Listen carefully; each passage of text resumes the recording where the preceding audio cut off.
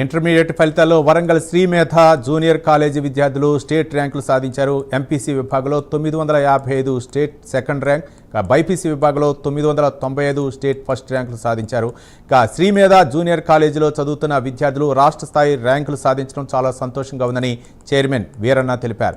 Sri Medha junior college పటిష్టమైన ప్రణాళిక, అధ్యాపక బృందంతో పాటు మా విద్యార్థుల కృషితో మంచి ఫలితాలు సాధించినట్లు చెప్పారు.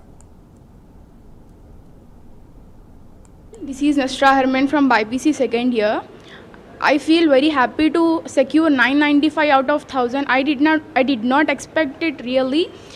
I think our lecturers worked hard. Even though we practiced a lot, we were staying till 7 o'clock to prepare for our exams. My goal is to become doctor, MBBS, cardiologist.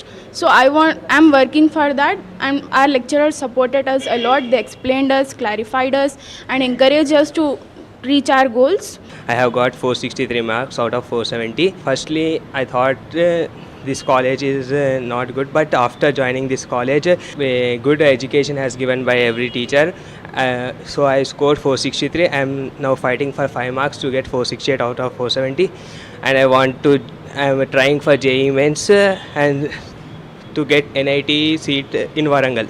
IPE 2026 intermediate board ప్రకటించినటువంటి ఫలితాలలో Sri Medha junior college ఈరోజు day scholar విద్య ద్వారా ఒక అద్భుతమైనటువంటి ఫలితాలను సాధించడం జరిగింది. అదేవిధంగా మా ఎంపీసీ విభాగంలో 1000కు 995 స్టేట్ సెకండ్ ర్యాంక్ రావడం జరిగింది. అదేవిధంగా బైపీసీ విభాగంలో 1000కు 995 స్టేట్ ఫస్ట్ మార్కు సాధించడం జరిగింది. అదేవిధంగా ఈరోజు జిల్లాలలో పాత వరంగల్ జిల్లాలలో మేధా కళాశాల బైపీసీ విభాగంలో టాప్ ర్యాంకుగా ఈరోజు మనం ఇక్కడ డే స్కాలర్ విద్య ద్వారా ఉండడం జరిగింది. దీని అంతటి కారణం మా అధ్యాపకులు, అధ్యాపకేతర బృందం, దాంతోపాటు ఇక్కడ ఉన్నటువంటి అసలు వాస్తవంగా వరంగల్ చాలా బ్యాక్వర్డ్ ఏరియా. అలాంటి ఏరియా నుంచి కూడా మేము ఈరోజు స్టేట్ మార్కును తీసుకురావడం జరిగింది.